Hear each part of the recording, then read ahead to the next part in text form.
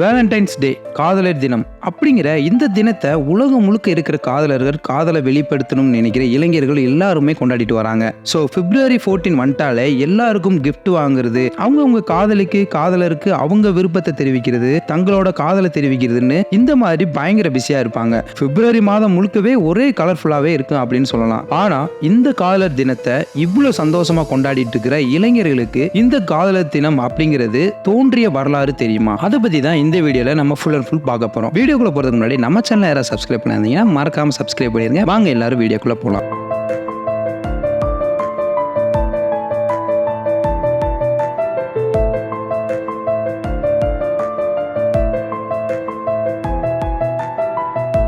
இந்த காதலர் தினம் அப்படிங்கிறது லூபர்காலியா அப்படிங்கிற திருவிழாவா ரோமானியர் மக்கள் கொண்டாடிட்டு வந்திருக்காங்க. February 14 மத்திய இங்கிலாந்து பறவைகள் மூலமாக ஜோடிகளை தேர்வு செய்த ஆங்கிலேய பழமைவாதிகளோட இந்த நாளை காதலர் தினமாக கொண்டாடுறதாக சில பேர் சொல்றாங்க. இருந்தாலும் ரோமானிய அரசின் ஆட்சி காலத்துல காதலர் தினம் தொடங்குறதுக்கான சாட்சிகள் சான்றுகள் இருக்கிறதாக வரலாற்று ஆய்வாளர்கள் சொல்றாங்க. கிளாடிஸ் மெம்மி ஆட்சி புரிந்த போது தன்னோட படை வீரர்களுக்கு ஒரு முட்டாள்தனமான உத்தரவு அறிவிச்சிருக்காரு. அந்த அரசரின் நடவடிக்கையால படையில சேர பலரும் தயங்கியிருக்காங்க. திடீர்னு ஒரு நாள் அவர் அமைச்சர்களை வரவழைத்து ரோமாபுரி நாட்டுல இனி யாருமே திருமணம் செய்து கொள்ளக்கூடாது அப்படின்னு உடனடி ஒரு அறிவிப்பை தெரிவிங்கன்னு சொல்றாரு. இதனால ஏற்கனவே நிச்சயம் செய்யப்பட்ட திருமணங்களும் ரத்து செய்யப்படுது. இந்த அறிவிப்பை மீறினால் கைது செய்யப்படுவாங்க, இருட்டறையில் அடைக்கப்படுவாங்க, அப்புறம் பொது இடத்துல அவங்கள கல்லால் அடித்து தலை துண்டிக்கப்பட்டு கொல்லப்படுவாங்கன்னு சொல்றாங்க. இதை கேட்ட ரோமானியர் மக்கள் அதிர்ச்சிக்குள்ளானாங்க. திருமணமானவர்கள் மனைவியை பிரிந்து வர தயங்குறாங்க, காதலிக்கிற நபர் காதலியை பிரிந்து வர தயங்குறாங்க. இது ரெண்டும் இல்லாட்டி, அதாவது காதலும் கல்யாணம் இல்லாட்டி நம்ம படையில வந்து சேருவாங்க அந்த அரசர் நினைச்சிருக்காரு. பாதிரியார் வேலண்டைன் அப்படிங்கிறவரு அரசனின் அந்த அறிவிப்பு மீறி ரகசியமாக பல திருமணங்களை நடத்தி வச்சிருக்காரு. அதை தெரிஞ்சுக்கிட்ட மன்னன் வேலண்டைனை கைது செய்து சிறையில் அடைச்சிருக்காங்க. அவருக்கு மரண தண்டனையும் நிறைவேற்றப்பட்டது. இடைப்பட்ட காலத்துல சிறையில் இருந்த பாதிரியார் வேலண்டைனுக்கும் சிறை காவலர் தலைவனோட பார்வை இழந்த மகள் ஆஸ்டோரியஸ்க்கும் காதல் மலர்ந்தது. வேலண்டைனை விடுவிக்க ஆஸ்டோரியஸ் முயற்சி செஞ்சிருக்காங்க. இதை தெரிஞ்சுக்கிட்ட சிறைத்துறை தலைவன் மகளை வீட்டு சிறையில் அடைகிறாரு. எல்லா காவலையும் மீறி ஒரு காகித அட்டையில செய்தி ஒண்ணு அனுப்பி வைக்கிறாரு வேலண்டைன். அதுதான் முதல் கிரீடிங் கார்டுன்னு சொல்லலாம். இந்த வரலாறு உண்மையா இருக்குமா அப்படின்னா முதல் காதலர் வாழ்த்து இதுவா தான் இருந்திருக்கணும்னு நினைக்கப்படுது. இந்த கடிதத்தை ஆஸ்டோரியஸ் படிச்சிட்டு இருக்கிற அதே நேரத்துல வேலண்டைனுக்கு கல்லால் அடிக்கப்பட்டு சித்திரவதை செய்யப்பட்டு